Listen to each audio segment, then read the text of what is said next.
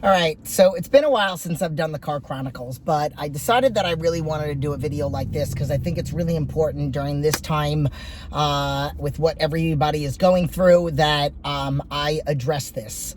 You might have seen my previous video when probably within the first week of us being on quarantine where I did not another at-home workout. So I talked about how I'm not going to be posting like a lot of at-home workouts because everybody and their mother is doing that, and I used to do that 10 years ago, in the beginning of my YouTube channel. And, that is primarily most of my business is lifestyle. 100% of my business is lifestyle clients. Like, I've never trained anybody for a show. I never have, I never will. But it's a lot of people. I have my own studio where people come in, and then I do online coaching for people that are in the area, and then also people that are in other states. So I think that this is a very important topic, and here's the thing. I don't believe in living your life in fear, but I do believe that fear is an unbelievable motivator. So that is the point of this video. When I say that it's a good motivator, I will be very honest. I have a couple people that have really been struggling, and since this quarantine, they've actually done better. And because of some of the things that I mentioned, so I will give myself as an example because this is this is how I've been living. So if you know anything about me, you know that 20 years ago, I had a nervous breakdown after suffering from depression and bulimia and just a lot of different things that I went through in my life. I've had my share of abuse in all aspects of the word, and I had a nervous breakdown and fell into a deep depression. I was in a psych ward for 7 days, and then I was in intensive outpatient therapy after that. So then I also have Crohn's disease, which I actually had.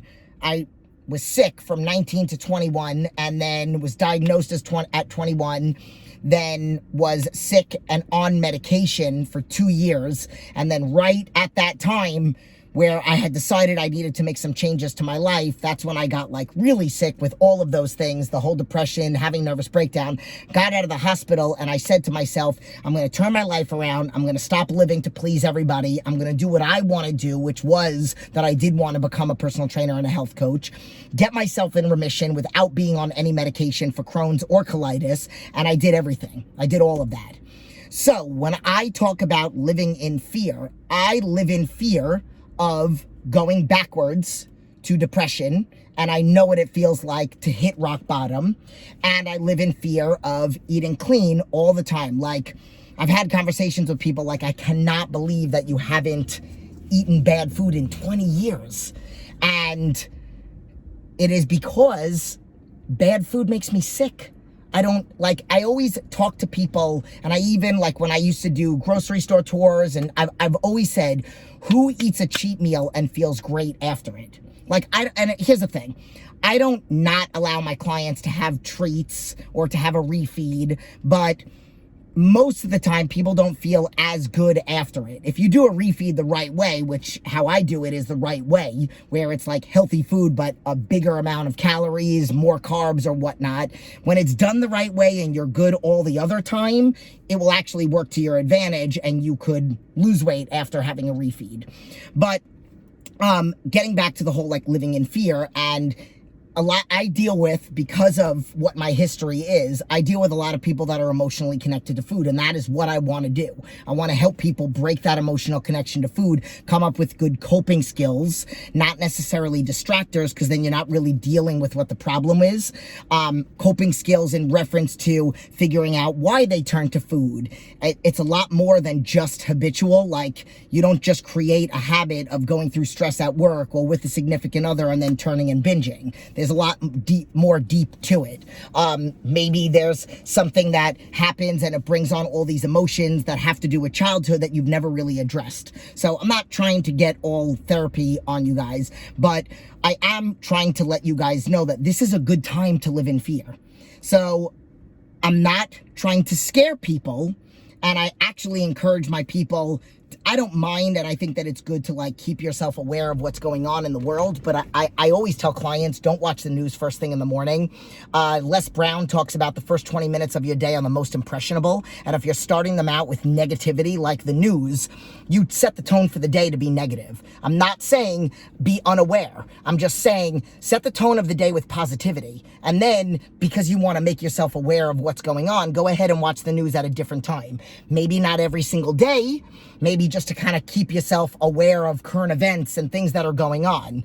But I think that this is like, I don't think that this is a good situation that we're in, but I think that we could use this. And I actually had somebody the other day that was like, I cannot believe how much of a positive person that you are. And this is what I say every single time something happens to me, I get excited, no matter how bad it is. I get excited because it's an opportunity for me to find a way to get through it, and then for me to show other people, look, I got through it this way. If you've gone through this, this is how you can get through it. When I blew out my back, I made a video 2 days after getting out of the hospital about how I was excited. And yes, it was true. I made it true. I am better now than I was before I got a herniated disc and I was in the hospital for 4 days in December. I'm better now. I'm stronger now, mentally and physically. So, you know, when this quarantine happened, I immediately found a way. And I have clients that are like, oh my God, like I'm even more motivated now. And thank you for all that you do and all that other stuff. And old clients coming back to me. So I do want to say that we can use this. If you've ever struggled before with trying to stay on track, and again, I'm not trying to scare you, but it is the unhealthy people that are catching it and dying from it. And who knows, maybe even I had it. And even though technically I am more at high risk because I have an autoimmune disease, I'm very, very healthy. So it's almost like I don't have it. But it's the healthy people that are catching it and not even having symptoms, and then either getting quarantined or maybe they got tested and now they're fine. But it's the people that are unhealthy that are the ones that are, and here's the thing, there might be a small fraction of those that are healthy that are getting it, that lost their life. But majority of it is people that aren't internally healthier. That's why people with autoimmune diseases are at higher risk. People that are unhealthy, people that have a very high body fat, people that are clinically obese, and you're basically lowering your immune system. When you put unhealthy food in your body, you are making your internal organs not work the right way to fight off anything. So like I have told people this in the past, like if you're somebody that has an injury, you're less likely to feel the injury. Like the reason why I feel like I'm able to recover from a lot of things that I've recovered from is 100% my superpower is mental strength, but it's also because I put good food inside my body. So I keep myself hydrated. I'm always eating good food, and I treat myself like, I say, treat yourself like a well-oiled machine. You wouldn't put garbage gas in the baddest car ever. Like if you spent all this money on a really nice car, you're not going to put cheap gas or cheap oil in it. But why are you putting that garbage in your body is worth way more than a nice car. So I know I'm kind of going off on a tangent here, but I say let's use this for anybody that's had any struggles with breaking the emotional connection to food. Use this as a motivator. Stay strong, because the healthier you are inside, the more you will be able to fight this. The more you will be able to not get it. The stronger your immune system is, the healthier you will be. And then it also leads into a lot of things. So like I've had people join my program, and I always say my program starts out with the initial reason to join is because they want to get into a bikini, or they want to lose weight or whatnot. Some people because they want to get off medication, or, you know, their doctor told them that they're at high risk for things, or whatever it is. But ultimately it is, you want to change your life. You want to have more confidence. You want to sleep better at night. You want to deal with stress better. You want to feel your symptoms of whatever injuries that you might have had in the past less. You want to recover from those injuries. You want to think more clearer. You want to go up for a promotion. Like there are so many things. You want to open up your own business, but you've always been scared. That's all internal. That's all what you put in your body. So I know this was a little long, but, you know, it's been a while since I did this, besides the Not Another At-Home Workout. I hope you guys are motivated by this. If you don't know what to do, you know, feel free, again, to reach out to me. I actually only have a few more slots for coaching clients, and then I'm actually done. And this is the first time ever. I've been a personal trainer for 20 years. I've had to put a hold on the amount of clients, so I've actually been booked in the studio. This is the first time I've ever had to put a hold on my coaching. So right now I'm waking up at around 3:10 in the morning. I refuse to wake up any earlier than 3, and I will never cut into my time, because at 5 o'clock I start doing what I need to do for my business, then setting up for my day, and then I start my cardio, and then my kids, and then so on and so forth. And I won't let anything cut into that, because I can only be good to you if I'm good to me first. And I truly believe that.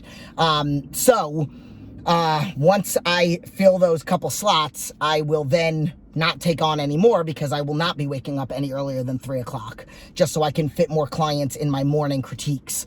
So again, if you don't know anything about that, you can go to my website, and you can go check out some of my story, and then there's a Get Coaching tab, and there are 2 options, daily communication or weekly communication, but you actually do get to communicate with me if you need to, whatever. The point is that let this inspire you to stay strong. And then again, if you need guidance on how to stay strong and what to eat and how to train and all that other stuff, all of my clients are lifestyle people. So right now, there are so many of my coaching clients that haven't had to make any adjustments, because they already work out at home.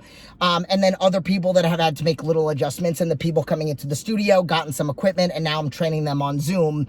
And I might have 18 people on the screen with 8 different workouts going on, so I can cater to everybody's needs. So whatever, that's a whole different thing. But please be inspired. Fear is a good thing sometimes. Not to be scared of life, because I am not scared of life. I just don't want to go backwards. So that's the reason why I stay on track. I could literally sit at a table with my son and my husband and my other son, eating foods that I would love to eat as an Italian. Maybe eating pizza, which I haven't eaten pizza in 20 years.